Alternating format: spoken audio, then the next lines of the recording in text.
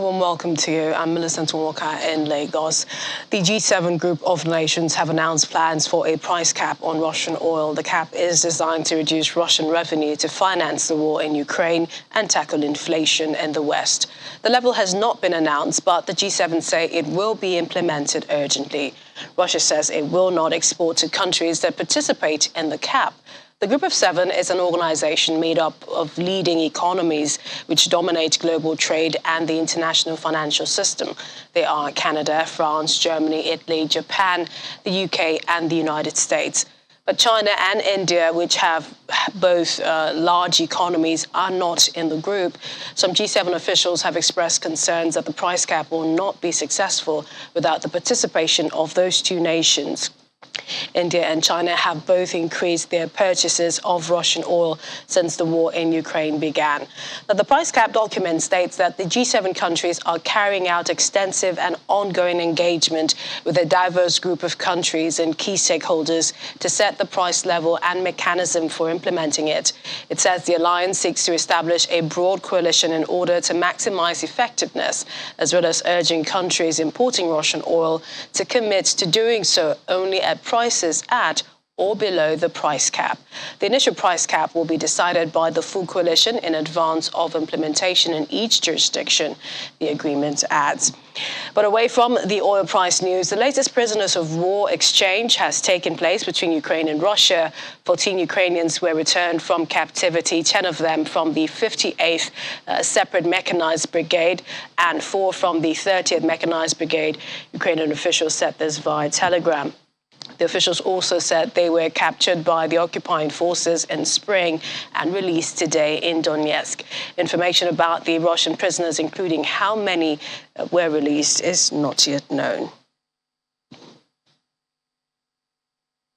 The head of the UN atomic watchdog, the International Atomic Energy Agency, Rafael Grossi, has said the first tour of key areas in Russian-occupied Zaporizhzhia nuclear plants was completed, and the IAEA was establishing a continued presence there. According to operator Energoatom, one of 2 reactors at the complex was shut down because of Russian shelling, while Russia's defense ministry said a Ukrainian sabotage group tried to seize the plant ahead of the IAEA visit. In a video released on social media, Mr. Grossi was standing outside the power plant and was speaking after spending several hours at the plant, braving gunfire he said had come uncomfortably close. Other inspectors from the IAEA as well were seen walking inside a turbine room at the power plant. Mr. Grossi and his team of UN experts returned today across the front lines to assess the physical damage to Europe's biggest nuclear energy plant. We are finishing our long-awaited visit to the Zaporizhzhia nuclear power plant. I have just completed a first tour of the key areas that we wanted to see in this first approach to the whole facility. Of course, there is a lot more to do. My team is staying on, and more importantly, and most importantly, we are establishing a continued presence from the IAEA. Meanwhile, Russian rockets hit Sloviansk late last night, leaving a kindergarten destroyed. According to Donetsk Region Administration, at least 100 children attended the kindergarten. Local authorities reported 4 dead and 10 wounded caused by Russian rocket attacks in the region. Nearly 2,300 educational institutions have been shelled or bombed since the Russian invasion began February 24, and 286 were completely destroyed. This is according to Ukraine's Ministry of Education and Science. More than 350 children have died and 586 wounded during what Russia calls a special military operation.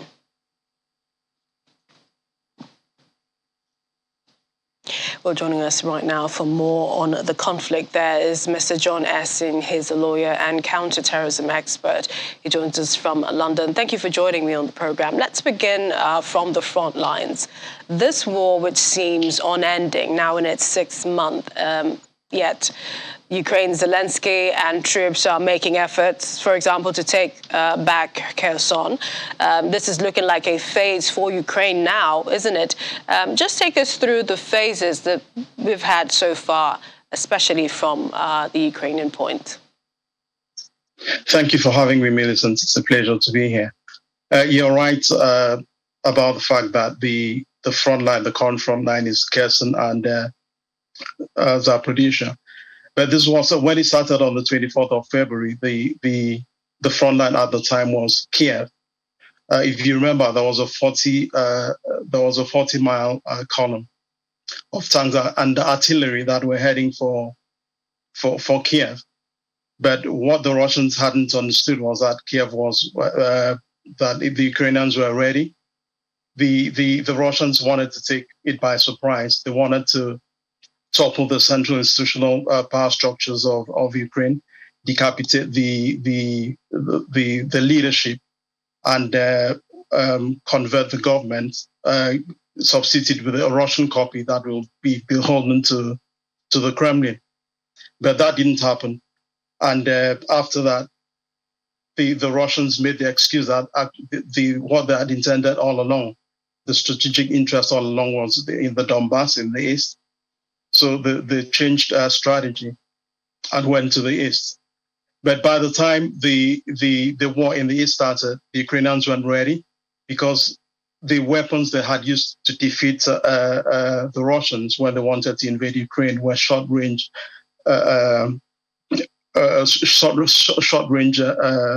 missile launchers. There were Stingers and Javelins, from what I remember, that they got from the Americans. And they were able to destroy the tank columns, and they won that war. But while they waited for the long-range capabilities from the US, they didn't get there on time, so they got pushed out of.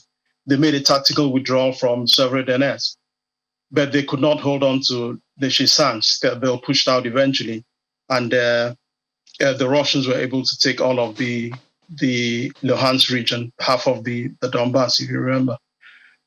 Now, for the first time, the Ukrainians decided to change strategies, because when they got the long-range capabilities, the HIMARS and the MLRSs, they started launching attacks deep behind enemy lines, as long as 300 miles behind the Russian lines, destroying high-value targets of the Russian capabilities, including airfields, ammunition and fuel dumps, fuel tanks, lots of. They destroyed lots of things and actually slowed the Russians down from making their advances forward. And especially the HIMARSs have been very helpful, because that's what they're using particularly at the moment. But now that the conflict has turned to Kherson, Zelensky has promised to take back Kherson, because Kherson is a strategic location, not just for the Russians, but for Ukraine as well. Yes, but then we know Russia is refusing to say that there is any headway for the Ukrainians. Let's look at Russia on the other hand. They started with invading different parts. You mentioned Kyiv, and later said it was going to focus on the East Donbass region, withdrawing its troops. But it seems a lot of things have changed since then. What phase is Russia in now, and what do you see them doing next? The phase they're in at the moment is having to defend Kherson, because they were in the Donbass. That didn't go really well. Although they were, I'm sure you remember, they were able to take Severodonetsk and Luhansk, but at a very high cost. So when Zelensky decided to change strategies and go on the counteroffensive in Kherson, Putin decided to withdraw forces from the Donbass to be able to defend Kherson, because that's the only real city they've been able to capture. They captured it at the very beginning of the war, and they haven't been able to capture any other city the size of Kherson after that. So Russia's strategy at the moment, they're still launching low-intensity attacks in Donbass just to try and keep as much of the Ukrainian forces concentrated in the Donbass, while they're trying to defend Kherson as well. But what the Ukrainians are doing they're hitting, high-value targets behind enemy lines in Kherson itself. They're taking out ammunition dumps, command control posts, They're taking out supply lines. They bombed 4 of the bridges that were on the Sniper River. And the Russians are in front of the bridges. So now they've bombed it. The Russians will either have to go back to retreat backwards without taking any of their heavy armor, or come forward towards the Ukrainians. So they're more or less encircled. So Ukraine is doing much better in Kherson. Let's move over to Zaporizhia and, the power plant. Perhaps one question also, one wonders what the focus is now and why the focus appears to be on Kherson and Zaporizhia, what interest it is to the parties. But then there is a demand by the UN, by the EU about demilitarization of that plant. But will Russia agree to it? No, I don't see Russia agreeing. But let's start with Kherson. The reason Kherson is a strategic point for both Russia and Ukraine is that when Russia invaded Crimea in 2014, Ukraine was able to cut off the electricity source for Crimea, which is the Zaporizhia plant, and they were able to stop the canal ways that feed fresh water from Kherson into Crimea as well. So that is very strategic, and it's it's the first city that Russia actually took, for that reason, because they want to secure both the Zaporizhia and Kherson to be able to open up, to be able to get electricity from Zaporizhia and then water from Kherson. But for the Ukrainians, they want to stop that, because then it'll make it a lot more difficult for Crimea to be habitable. So that is why that's a strategic position. But why there's been a lot of chaos about the bombings in Zaporizhia? It's just the Russians trying to threaten. It's a sort of wolf warrior diplomacy. It's coercive intimidation. They're just trying to intimidate the Ukrainians, because everyone understands the danger, the catastrophe that might occur if any of those 6 radiators are bombed. They're all Soviet era radiators, and they're very old. So if anything happens to any of them, there'll be disaster. And they understand that. But despite all they've been trying to do, no one has bombed any of those radiators in the facility. If they had wanted to bomb it, if they wanted anything destroyed, they know the targets. They would have done it by now, because they're occupying the facility anyway. So, but there is still the blame game. This is between Moscow and Kyiv. But talk to us about the probability of human error in the safety measures at the plant. That is a possibility, isn't it? It's a possibility, and it's very high, because from what we hear, the Ukrainians who are actually responsible for the plants are being maltreated by the Russians, so that they can't really concentrate on their jobs, and that's a job you have to be very cautious. You have to be very careful because of the danger, the catastrophe that may occur as a result of a simple mistake. And I know that the IAEA has got all this information as well, which is why the international community negotiated for them for their presence. But now they're there. I don't know what they're trying to negotiate. But I know that Russia will not vacate that plant for the Ukrainians, because it belongs to the Ukrainians. As soon as they vacate it, the Ukrainians will cut off the electricity to Crimea. And even as of now, I'm hearing that the Russians are trying to feed the grid that supplies that electricity to connect it to Crimea. So, quite interesting. Finally, before I let you go, the autumn and winter seasons are approaching, and Zelensky has said that, this war must end with Ukraine victorious by December. What do you see happening? To begin with, December is not going to happen. We'll see this war go on for at least another couple of years. And as the autumn is setting, it'll be very difficult to to carry on with off-road maneuver warfare. You can only do that in summer is a good time for that, but in winter, especially heavy automobile that have teeth in the ground, they find it very difficult to move. And the Russians rely a lot on their trucks, on their heavy artillery and tanks, and they'll have a lot of difficulty doing that. That's why the war is going to be intensive in the next 6 or 7 weeks before the autumn sets in, because everyone is trying to leverage their postures to get as much advantage as they can before the winter comes. I think what Zelensky is probably focusing on now is to be able to demonstrate to the West with the war in Kherson at the moment that he can hold his own, that he can be trusted, that he needs the assistance and that he can be trusted with the assistance. And he needs to demonstrate to his people after the war in the Donbass that he needs to give them some kind of hope, because even though, despite the resistance of the Ukrainians, Russia has been making fundamental but gradual progress in the Donbass.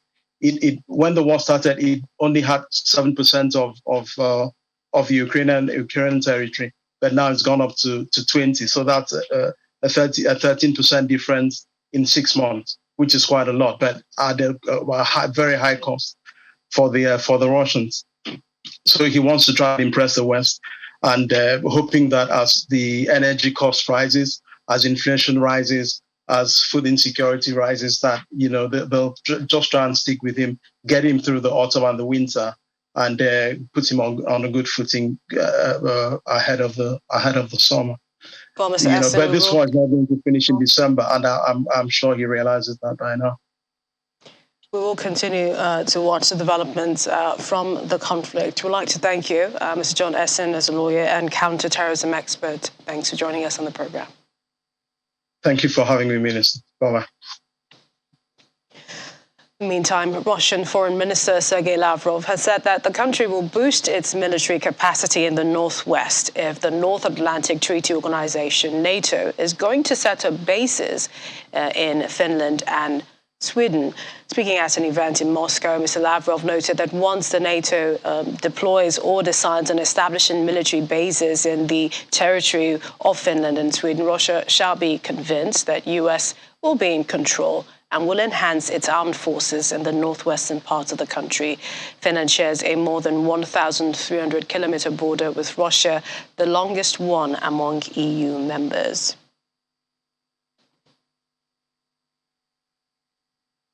And German Foreign Minister Annalena Baerbock said during a panel discussion in Prague that Germany would stand with Ukraine and that sanctions against Russia would be upheld even in the coming winter.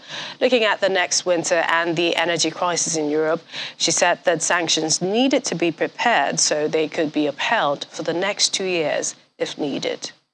If I give the promise as a politician, and luckily in democracy, it could be the chance that people disagree with me and they say in 4 years, well, you didn't tell us the truth. But if I give the promise to people in Ukraine, we stand with you as long as you need us, then I want to deliver, no matter what my German voters think, but I want to deliver to the people of Ukraine. And this means every measure I'm taking, I have to be clear that this holds on as long as Ukraine needs me. And this is why I think it's so important that we have to be frank. Yes, everybody wishes from us that tomorrow the war stops, but in case tomorrow it wouldn't stop, I will be also there in 2 years' time. The White House has announced that South African President Cyril Ramaphosa and United States President Joe Biden will meet on September 16. This announcement comes as the administration looks to draw African nations closer to the U.S. at a time when South Africa and many of its neighbors have staked out neutral ground on Russia's invasion of Ukraine. Last month, U.S. Secretary of State Antony Blinken said the Biden administration sees Africa's 54 nations as equal partners partners in tackling global problems during a visit to South Africa. But the administration has been disappointed that South Africa and much of the continent have declined to follow the U.S. in condemning the Russian invasion of Ukraine. South Africa abstained in a UN's vote to condemn Russia's action, and Mr. Ramaphosa has avoided any criticism of Russia and has instead called for a mediated peace.